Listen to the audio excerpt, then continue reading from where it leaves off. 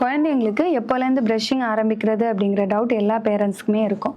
அவங்களுக்கு பால் முளைக்கிறதுக்கு முன்னாடியிலேருந்தே கவனம் கொடுக்கணும். ஒவ்வொரு ஃபீடிங்க்கு அப்புறமும் ஒரு ஈரமான சுத்தமான துணியை பயன்படுத்தி அவங்களோட கம்ஸை க்ளீன் பண்ணி விட்டுருங்க. 6 மாதத்துக்கு மேலே தான் அவங்களுக்கு பால் முளைக்க ஆரம்பிக்கும். இந்த நேரத்துலேருந்து நீங்கள் அவங்களுக்கு toothpaste and toothbrush use பண்ணி ப்ரஷ் பண்ணி விடலாம். கண்டிப்பாக அந்தந்த ஏஜ் குரூப்கான toothpaste and toothbrush தான் யூஸ் பண்ணணும். 3 வயசு வரைக்கும் அவங்களுக்கு காலையிலையும் நைட்டும் நீங்களே ப்ரஷ் பண்ணி விடுங்க. இப்படி பண்ணுறதுனால அவங்களுக்கு ப்ரஷிங் ஹேபிட் டெவலப் ஆகும் அண்ட் எப்படி ப்ரஷ் பண்ணுறது அப்படிங்கிறதையும் தெரிஞ்சுப்பாங்க. 3 வயசுலேருந்து 6 வயசு வரைக்கும் அவங்களையே ப்ரஷ் பண்ண வைங்க, ஆனால் உங்களோட சூப்பர்விஷனில். 6 வயசுக்கு மேலே அவங்களோட ஓரல் ஹைஜீனை அவங்களே பார்த்துப்பாங்க.